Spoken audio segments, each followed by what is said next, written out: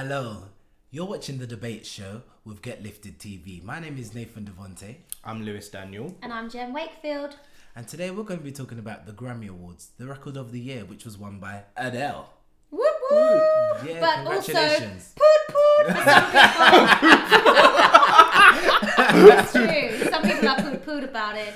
Yeah. Well, should we just address the elephant in the room? Beyonce didn't win, guys. Yeah. Did you know that? You might not know if you don't know. Where have you been? Let's think about what this means. I mean, impact or measure of sales comes to mind. I mean, It feels thoughts? like it's just done on sales and not artistic merit. I just think even Adele said this herself. Like Lemonade, artistically, on its own merit, was better. She did the last album. She did the visual album Beyonce in, was it 2012? Yeah, that didn't win anything. It got like, was it Beck or some like little known album won over that album. But Adele, I think she's still a worthy winner. I'm not downing Adele because she's great. She is. Well, I'm self-confessed beehive.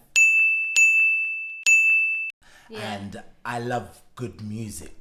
And I feel that Adele definitely did bring good music at the end of 2015 and throughout 2016 with her album 25, especially Hello. You know, we did the research. Obviously, like 25 it went diamond in America, 7 times platinum in the UK, and Hello has sold more than 10 million copies worldwide, which is, you know, Beyonce didn't achieve that with Lemonade or Formation. However, what Beyonce has been trying to do for the last 2 albums is not put out, you know, sell, I'm trying to sell, be number one music. She's been trying to put together conceptual albums, and she's been really owning her artistry. Yeah. And that's why we've been applauding her, and that's why we're even having this conversation right now, because what Beyonce did with the Beyonce album and then what she did with the Lemonade album, you know, she's just growing and growing. And, you know, Lemonade wasn't just music. It was a visual. It wasn't just a visual. It had us thinking. A whole concept.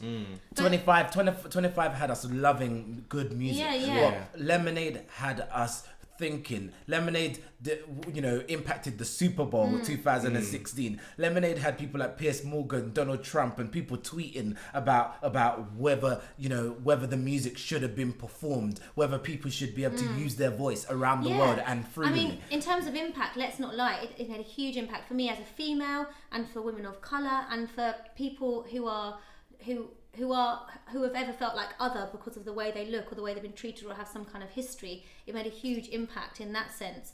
But I also think about, just going back to the point of sales as well, like let's realistically look at who's engaging with their music. You know, Beyonce's fans, her long-standing fans, maybe new fans. I mean, first of all, we had that whole Saturday Night Live parody, which was like, oh, Beyonce's black, do you remember? Yeah. And like, you know, that got me thinking, because I never really thought about that. I just thought to myself, I've grown up with her music, a Destiny's Child fan, and now I'm a Beyonce fan, and I've followed her through, like, without even questioning anything else about Beyonce. And then all of a sudden I'm thinking, yeah, I suppose like people are going to be like, oh, she's not this commercial kind of thing that's just for us anymore, right? And so in terms of her fans who are engaging, are those fans the sort of fans who are going to buy Beyonce's disc on CD and put it in their cars and go to work and go to their country house or whatever they're going to do? Like, I'm not trying to say anything, but do you know what I mean? Like, how are we listening to the music? Are people streaming and they downloading it? And I know that they get counted in some way or some form, but I think just generally my thoughts are drawn to, in terms of sales for Adele, how is that packaged and how does that look? And in terms of sales for Beyonce. But yeah, in terms of impact and artistry, people don't always get that straight away, the artistry of people.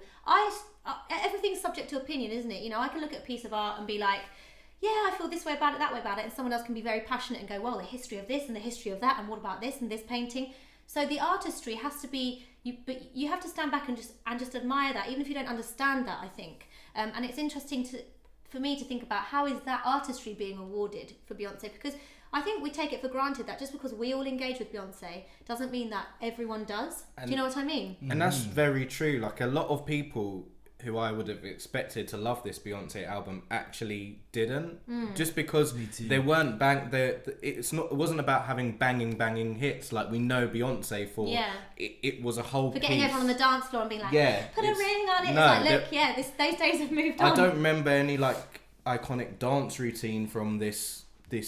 Formation was, but it wasn't like a single ladies like which everyone can engage with, like a dance floor. Is engaging like pop culture. That's what I mean. That's what I mean. But it did far more than that, and it's an album that you can't just listen to once. There's so much information there. You've got a.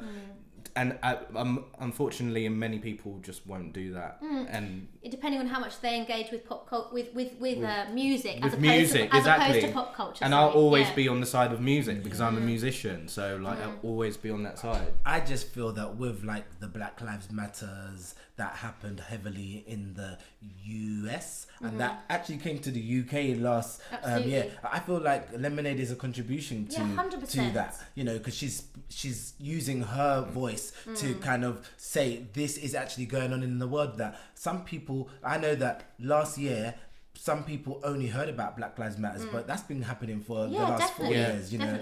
And she's helping to elevate that. Am I going to be daring and say that because Beyonce is a black woman and because she's choosing to raise awareness on a subject that focuses on ethnic minority, so that maybe there will be some races that choose not to invest into that, that's going to ultimately have an impact on the sales that is made, and maybe the fact that maybe it won't receive a Grammy also because maybe some people don't care about those subjects. Probably, and you maybe, know, like some people... I think that's not wrong to hit on. I was going to say, some people don't believe that pop stars should use their platform.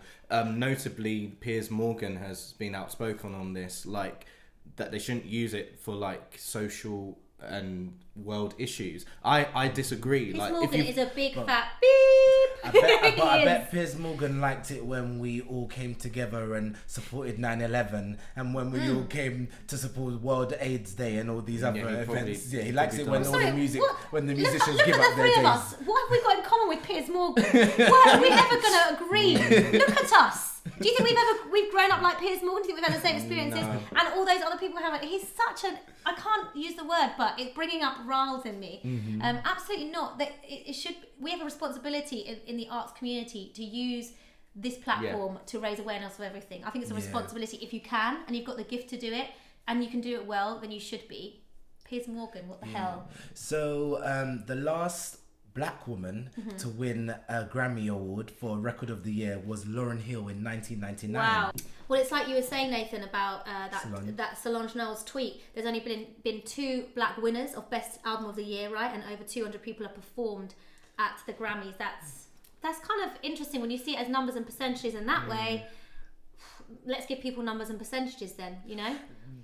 They want to use our talent. I don't know who they is, but they want to use our talents for their benefits when it suits them, but we don't always get the recognition. And this goes back and back, you know, Dreamgirls, Cadillac Records, all 100%. These movies all focus on these things. And The Good Immigrant, you know, the Good Immigrant, which is talking about, you know, people who come to this country can be deemed as good immigrants when you cross over, when you win a race, when you contribute to popular culture, when you win a baking contest. It's so interesting. Just like Beyonce, so they love Beyonce when she's singing "Oh My Single Lady's Crazy and Love Blonde Hair," blah blah blah. But the moment she, you know, takes her weave off and puts on braids, there's a problem. It's like, oh, yeah, 100%. You know, but we constantly, and we are going off topic, but we constantly always put white celebrities on a platform when they take over black culture, such as Kim Kardashian wearing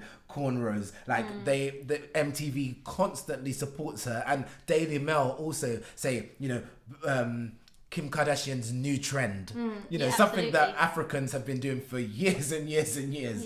You know, it's just really twisted. Huge cultural shifts still need to be made. I think we can conclude it in some way, right? But what's important in this is that Adele recognized that's true. That she wasn't necessarily deserving for this particular album. And the reason why is because, number one, she's a fan, she's listened to the music, and because she knows that I've had great music, and I've received this record of the year for my last album, 21. But in actual fact, for 2016, what dominated discussions in arenas that hadn't even heard the album yet? You know? Yeah, and I think, I mean, there's been some controversy over the deserving bit because, you know, people are saying, you know, she does merit getting rewarded, but so does Beyonce, and that's you know, I guess it's the debate we're having, isn't it? We can't blame Adele at the end of the day. It's the recording academy, whatever they call themselves. I just think it's like, it's good music and record sales versus art, and I feel like social impact goes further than record sales. Yeah, and people need to start stepping up and recognise. Do you know what? I think Beyonce doing this album is changing that. It's changed the game. Like, even Frank Ocean didn't even submit his album. He was like, whatever. Right. So like, it's changing, and maybe we'll see the shift in that change. Some other award shows are starting to see. Maybe they'll see, but who knows? So as we're gonna try and wrap up this video, congratulations to Bruno Mars. You did your thing. Yes. Congratulations to Chance the Rapper. You know, you won Chance the Rapper. an Love award you. for an album that got released on SoundCloud. Congratulations to Solange. You could do your shout outs. Yeah, I would like to say congratulations to Chance the Rapper mainly because the impact his album had on me individually was amazing, and I really like what he stands for. So yeah. Well, I wanted to just say Bruno Mars. Like, that was the other performance other than the Beyonce one that I was shouting at the TV. I was like, ugh, that's just... Well done to Adele as well for bringing back her George Michael performance when it started going wrong. You just wheeled it back like a true performer. Like, we got to do this again because this man died. We got to do him justice. So we appreciate you for that. We do. So guys, you know, we didn't get to talk about everything that happened in the Grammy Awards. We missed out Adele's first performance. We spoke about Lady Gaga. We didn't speak about Lady Gaga. We didn't even speak about Beyonce's performance. You know, that chair. Amazing. So in a way, we want to know what your thoughts were. What else should we have been discussing about at the Grammys? You know, should we have been speaking about CeeLo Green? You know, let us know.